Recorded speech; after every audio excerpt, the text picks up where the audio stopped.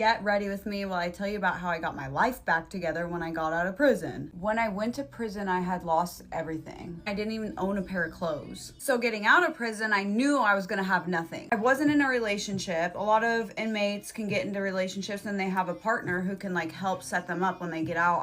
I wasn't in a relationship. It was just me. I just got out with a pair of sweats, a sweat outfit, a sweatsuit. That was all I had. Since I didn't have a home to go to, they made me go to the work center, which is like a jail, but you get to check out and leave every day. My boys were with their grandma and she tried to help me, she tried to help me get some clothes and stuff like that. I was at the work center for like 3 days and then I found an Oxford House. All the girls in the Oxford House basically had to interview you and pick if they want you to live there. So I got voted in. It costed $500 to move in and my dad helped me. My dad helped me get a new phone, an outfit, a pair of shoes. A lot of my friends like came together and like brought me stuff, hygiene, took me to get pillows for my bed, a blanket for, I had help. My first job ever was at Dairy Queen and I always like would go back to working there. So they're like family. I was like, you guys, I need a job. And they were like, cool, start in 3 days. I was all, had no license, no car. I was getting rides to work every day. It was like, bro. Then I got into a fuck ass relationship because I've been in prison for 2 years and obviously I'm lonely and I can't handle being alone. And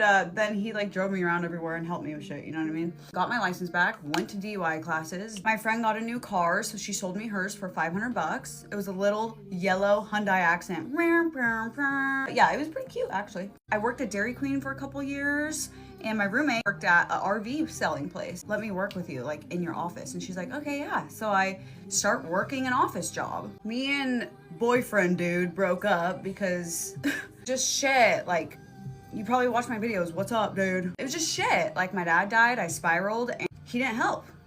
No, not at all. I moved in with my second mother, Sharon. She was my figure skating coach. I've lived with her on and off throughout my life. I'm working at Camping World.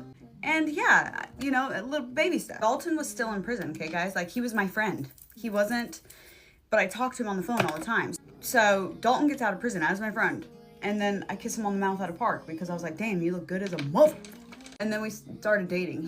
He came and spent the night at Sharon's house and he never left my house. I was all, Dalton had said to me, like, I know you were a dental assistant. I know, like, you went through all that schooling. You should go try to go to interview for dental assisting. And I was like, no, like my background, like I'm cooked. And he's like, just at least try. Honestly, you guys, I feel like I just got lucky because my boss, where I work now at the dental office, she understood addiction. If you come across somebody who understands it and they like see past that, you guys know what I'm talking about. There's gonna be people out there that are like, oh, she was not one of those. She gave me a chance. And her brother-in-law was my boss at Camping World. So he vouched for me and he was like, she's really good. Like she's really changed and like she wants this. And so